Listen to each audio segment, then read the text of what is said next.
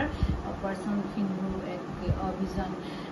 গতিকে আমি আচলতে সেন্দুৰ আচলতে এগৰাকী হিন্দু নাৰীৰ শান্তি আৰু পবিত্ৰতাৰ প্ৰতীক। গতিকে সন্ত্ৰাসবাদীয়ে এই সেন্দুৰক, যিকণ সেন্দুৰক এগৰাকী হিন্দু নাৰীয়ে পবিত্ৰ জ্ঞান কৰে, সন্ত্ৰাসবাদীয়ে যি অপমান কৰিলে, এই অপাৰেশ্যন সিন্ধুৰ হৈছে এই মানে অপমানৰ এক যোগ্য প্ৰত্যুত্তৰ। গতিকে প্ৰধানমন্ত্ৰী নৰেন্দ্ৰ মোদী ডাঙৰীয়াক আমি আন্তৰিকতে ধন্যবাদ জ্ঞাপন কৰিছোঁ।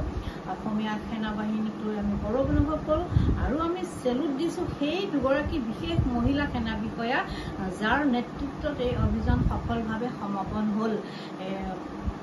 গতিকে আমি যদি আগলৈ যদি ঘূৰি চাওঁ, মানে আমাৰ আচলতে আগৰ কথাবিলাক মনত পেলাই দিলে এইখন দেশতে আচলতে ৰণক্ষেত্ৰত সুৰ কৰিয়ে প্ৰৱেশ কৰি দেশৰ হকে প্ৰাণ আহুতি দিয়া উদাহৰণ আছে, ইতিহাস আছে।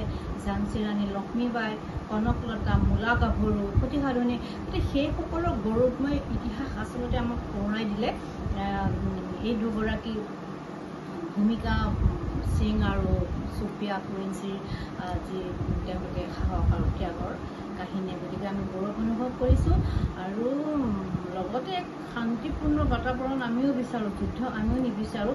কিন্তু এটা কথা লক্ষণীয় যে যি পেহেলগামত যি ঘটনা হৈছিলে তাত কিন্তু হিন্দু নেকি সুধি হত্যা কৰা হৈছিলে।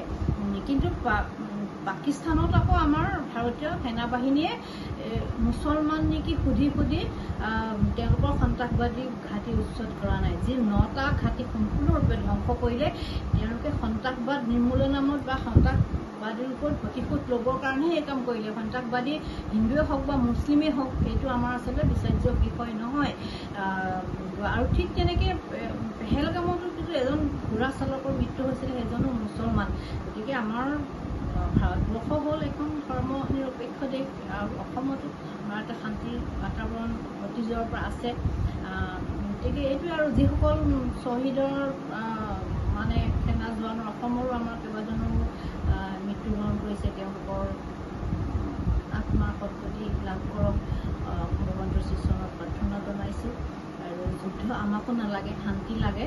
আৰু যি পাকিস্তান অধিকৃত কাশ্মীৰ আৰু আমাৰ ভাৰতৰ মাজত এনেকুৱা ধৰণৰ সন্ত্ৰাসবাদীৰ কুকাৰ্য সঘনাই সংঘটিত হৈ আছে, এইবিলাক নিৰ্মূল হওক, পাকিস্তান গভৰ্ণমেণ্টে কঠোৰভাৱে সন্ত্ৰাসবাদ দমন কৰক, তেতিয়া নিশ্চয় সকলো এটা মানে শান্তিপূৰ্ণ বাতাবৰণেৰে জীয়াই থাকিব পাৰিব। ইয়াকে আমি কামনা কৰিলোঁ।